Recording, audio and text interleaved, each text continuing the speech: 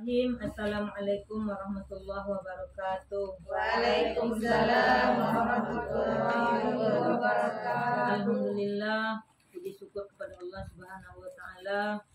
Anak yang mana pada siang hari ini kita tetap diberinya kesehatan, keimanan yang kuat sehingga kita dapat hadir bersama-sama bermajlis di rumah Ibu Ahli Bait keluarga dalam rangka kegiatan rutin kita setiap minggunya.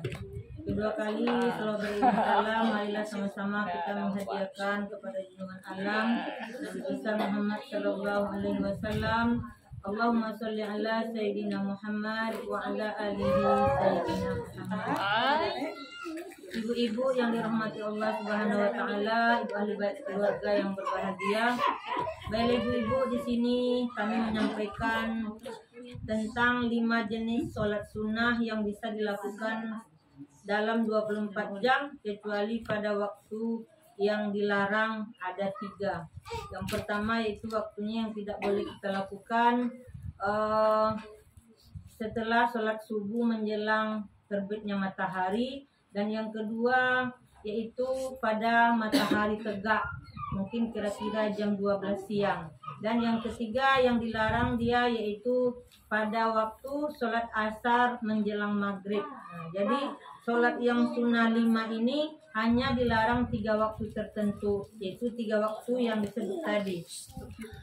Ibu-ibu yang dirahmati Allah, 5 jenis sholat sunnah ini bisa dilakukan 24 jam, artinya bisa kita kerjakan kapanpun, pagi, siang, malam, itu namanya dalam 24 jam.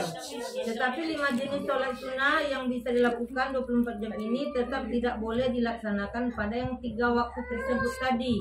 Walaupun dia bebas 24 jam, tapi ada 3 waktu yang dilarang bagi sholat sunnah yang 5 ini. Baik ibu, tentu kita dalam melaksanakan ibadah puasa Ramadan mungkin ingin menambah ibadah dengan sholat-sholat sunnah. Tetapi sholat sunnah bisa yang dikerjakan ada waktu tertentu, seperti sholat duha harus dikerjakan di pagi hari menjelang masuknya waktu zuhur. Dan juga bisa kita melaksanakan sholat tahajud di tengah malam. Ada juga namanya sholat fajar menjelang masuknya sholat subuh. Tetapi sholat yang 5 ini ibu-ibu dia bisa dilakukan dalam 24 jam. Yaitu yang pertama yaitu sholat sunat tobat. Jadi bila ibu-ibu ingin bersolat sunat tobat bisa kita lakukan di siang hari, di pagi hari ataupun di malam hari. Itu namanya sholat sunat tobat. Sholat sunat tobat ini dilakukan jika kita ingin bertobat. Kita tentu doanya minta ampun kepada Allah Subhanahu wa taala, melaksanakannya seperti sholat subuh 2 rakaat. Usolli sunatan taubat rakaataini mustaqbilal kiblati adaan lillahi ta'ala. Sengaja aku sholat tobat karena Allah lillahi ta'ala. Jadi sholat tobat itu tidak menunggu ibu-ibu, menunggu mungkin udah tua baru tobat, tidak. Tetapi kapan saja kita mau melakukan, waktunya tidak tertentu. Boleh dalam 24 jam asal jangan di 3 waktu yang terlarang tadi. Jadi sholat tobat ini tentu kita memohon ampun kepada Allah Subhanahu wa taala mungkin atas dosa-dosa yang kita perbuat. Niatnya itu tadi ibu-ibu, kalau dosa yang kita perbuat kepada Allah itu kita boleh berterus terang ibu-ibu. Tapi kalau sama manusia jangan pula kita membilangkan dosa kita kepada orang. Kalau kepada Allah kita ya berserah dirilah. Bagaimana kita memohon ampun kepada Allah, karena Allah itu akan memberikan ampunan kepada kita semua. Yang kedua yaitu sholat hajat. Jika ibu-ibu ada hajat itu kadang-kadang bukan hajat besar bu, ada hajat kecil. Jadi kita boleh berhajat melalui sholat 2 rakaat. Barulah kita mungkin menentukan apa yang mau kita hajatkan. Tadi tentu udah tahu, ada mungkin hajatnya ingin begitu, ingin begini. Kita sholat dulu ibu-ibu 2 rakaat. sholat hajat ini juga dia ada waktunya di dalam 24 jam selain waktu yang terlarang 3 tadi. Jika ibu-ibu sholat hajat ini, kalau sholat tobat untuk memohon ampun, sedangkan sholat hajat ini meminta doa supaya dikabulkan oleh Allah Subhanahu wa taala. Jadi sholat hajat ini juga usollinya gampang ibu-ibu. Usolli sunatan hajat rakaataini mustaqbilal kiblati ada'a lillahi ta'ala. Sengaja aku sholat hajat karena Allah lillahi ta'ala. Itu sholat kita itu memang benar udah ada hajat kita, Bu. Nanti kalau kita sholat hajat tapi hajat kita tahu apa yang mau diberikan Allah kepada kita. Jadi memang niat kita untuk sholat hajat tertentu supaya terkabul apa yang kita hajatkan. Ada yang ketiga yaitu sholat istikharah. Sholat istikharah ini biasanya ibu-ibu dilakukan bagi orang yang memilih. Mungkin memilih jodoh. Ada pasangan calonnya ada 3 atau 2 ibu-ibu. Bisa kita beristikharah di mana Allah nanti akan memberikan pikiran yang cenderung kepada salah satunya. Jadi kalau ibu-ibu memilih menantu juga boleh ibu-ibu istikharah dulu. Mungkin calon menantunya ada 3 atau 2, kita bersolat dulu kepada Allah, kita memohon siapa kira-kira hati kita itu kemana beratnya, itu Allah mungkin yang memberikan menentukan kepada kita. Tapi walaupun itu untuk pemilihan seperti itu, juga kita dalam rumah tangga ada bimbang ibu-ibu, ada ragu. Mungkin apalagi bulan Ramadan ini, pingin puasa tempat mertua, pingin puasa tempat mama. Jadi kita bingung, kita bersolat istikharah supaya nanti hati kita itu cenderungnya kemana, itulah yang kita ikuti. Jadi kita jangan bertanya kepada tetangga, oh aku mau berpuasa rencana di rumah mama tapi begini, mau berpuasa tempat mertua tapi begini. Itu sama saja kita memberikan menerangkan aib kita kepada sesama kawan ataupun tetangga. Jadi kita lebih baik kepada Allah mengadu, beristikharah, memilih apa yang seharusnya kita pilih. Jadi pikiran kita mungkin ada nanti berubah setelah kita melaksanakan sholat tersebut. Yang keempat yaitu sholat sunnah wudhu. Sholat sunnah wudhu ini boleh kita lakukan setelah kita setiap berwudhu.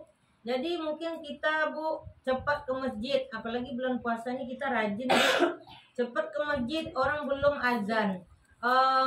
Kita siap berwudu, sholat wudu dulu Usolli sunatan wudu rakaataini mustaqbilal kiblati ada'a lillahi ta'ala. Sengaja aku sholat wudu 2 rakaat karena Allah lillahi ta'ala. Setelah itu waktu belum juga lagi daripada cerita, kita sholat lagi, sholat tahiyatul masjid. Kalau di masjid itu ya. Kalau di rumah menunggu waktu boleh juga kita sholat wudu dulu, baru sholat sunnah rawatib, baru sholat wajib. Setelah sholat wudu ini kita lakukan, boleh kita memilih sholat sunnah-sunnah yang lainnya. Karena kita setelah berwudu itu ada pula sunnahnya sholat wudu namanya. Jadi jangan bingung siap berwudu, jangan dibuat bercerita dulu Kita usahakan kita sholat dulu, yaitu namanya sholat sunat wudu. Karena kita setelah berwudu itu ada sholatnya. Yang kelima yaitu yang terakhir, sholat sunat tahiyatul masjid. Jadi ibu-ibu semua mungkin bulan puasa ini kita sama-sama memakmurkan masjid. Kita datang ke masjid, mau siang, mau malam, mau subuh. Kita kadang-kadang ibu-ibu ini terlalu semangat cepat sampainya. Setelah sholat wudhu kita sholat tahiyatul masjid. Setelah tahiyatul masjid nanti azan orang, kita tunggu dulu azan sebelum waktu masuk. Setelah azan itu kita sholat lagi, sholat rawatib namanya. Itu sholat mungkin qabliyah subuh atau qabliyah isya kalau malam. Kalau nanti waktu yang lain ya qabliyah yang lain, kalau zuhur atau asar. Jadi sholat tahiyatul masjid ini ke masjid manapun kita masuk, asal kita sudah berwudu, kita boleh melaksanakan sholat tahiyatul masjid tersebut. Usolli sunatat tahiyatul masjid rakaataini mustaqbilal kiblati ada'a lillahi ta'ala. Sengaja aku sholat tahiyatul masjid 2 rakaat karena Allah lillahi ta'ala.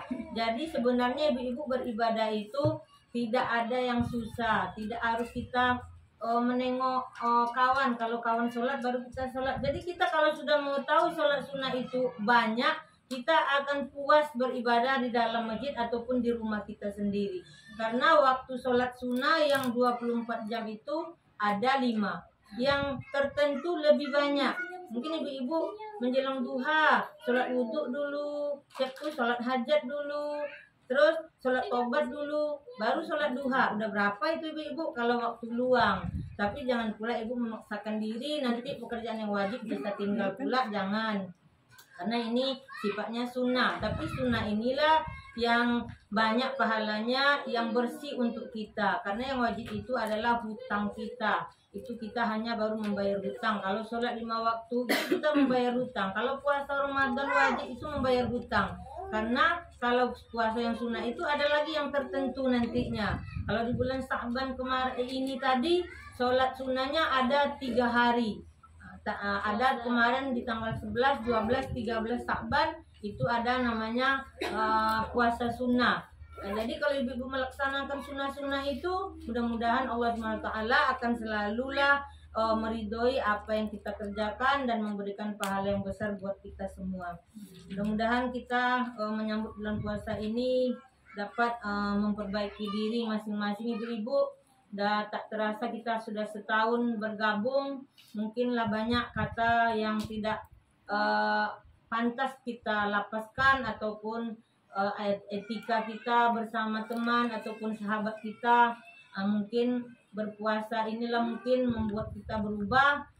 Menjelang puasa tentunya kita akan bisa bermaaf-maafan nantinya supaya hati kita itu bersih, tidak ada lagi hal-hal yang kita pikirkan masalah sahabat-sahabat kita yang dalam majelis ini.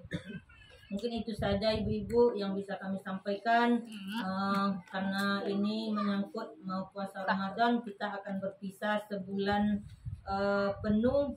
Insya Allah Ramadan tidak berapa hari lagi. Pada hari ini tepatlah tanggal 26 Sa'ban. Berarti tinggal 4 hari lagi insya Allah Sa'ban kita memasuki bulan suci Ramadan. Mudah-mudahan ibu-ibu semua selalu diberi kesehatan, dapat melaksanakan ibadah puasa Ramadan dan diberi kesabaran dalam menjalankan aktivitas di dalam rumah tangga kita. Ibu-ibu yang dirahmati Allah, itu saja yang kita sampaikan pada siang hari ini. Kami akhiri, wabillahi taufiq wal hidayah. Assalamualaikum warahmatullahi wabarakatuh. Waalaikumsalam warahmatullahi wabarakatuh.